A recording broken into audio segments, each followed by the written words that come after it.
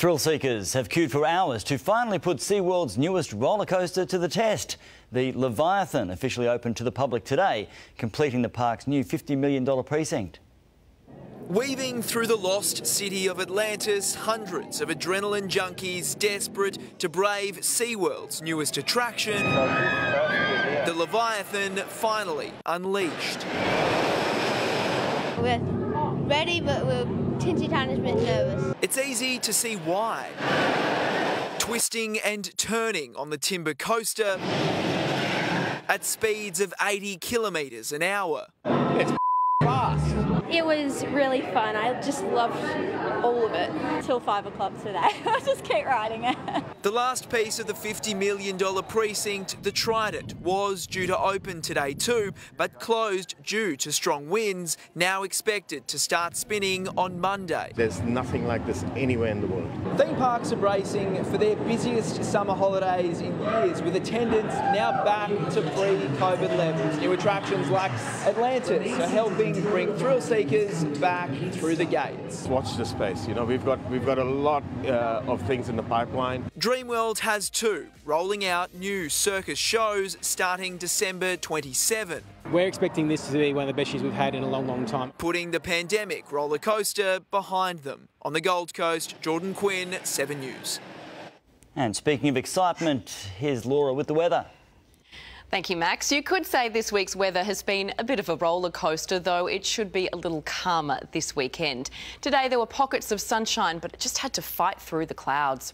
Overcast conditions and sea breezes kept temperatures well below average again. Tops of 25 across the southeast, slightly cooler 24s on the Gold Coast, Ipswich the warmest spot on 27. We'll start seeing some easing of the strong winds and hazardous surf as the low off our coast moves further east. There's also a trough stretching across the Cape, triggering showers and the odd storm. On the forecast, a weak trough could trigger showers and a few dry storms in the western interior. Checking the capitals, and it looks like the patchy cloud icon is getting a workout on the east coast. Mostly sunny in Melbourne, clear and sunny in Perth. Zooming in, heavy falls will back off across the Cape as that trough moves on. The onshore winds might cause a sprinkle or two along the coast in Cairns and Mackay. A bit of cloud about it, but it should stay fine across the Capricorn coast. Maximums will stay below average by the water. A shower in Hervey Bay, 16 to 25 there.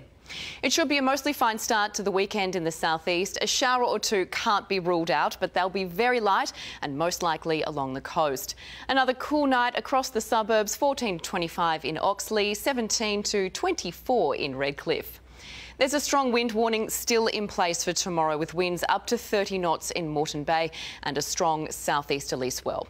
To the city forecast, 16 tonight, up to 25 degrees tomorrow. That's similar to how it felt today, though it can feel cooler in those gusty winds.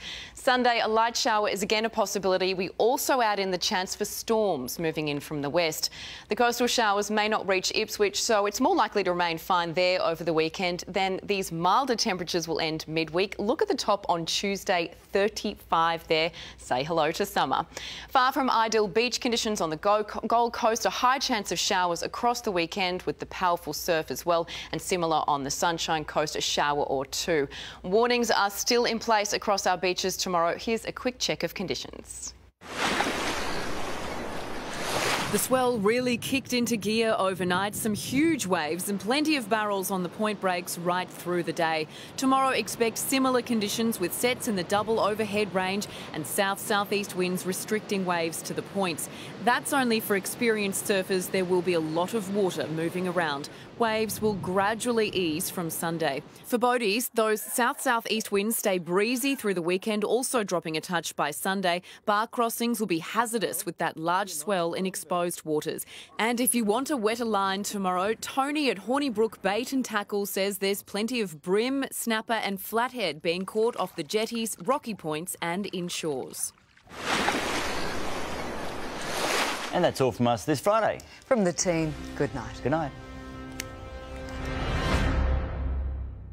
Stream 7 News anywhere, anytime, live and on demand on 7plus. And with 7news.com.au, you'll know the news.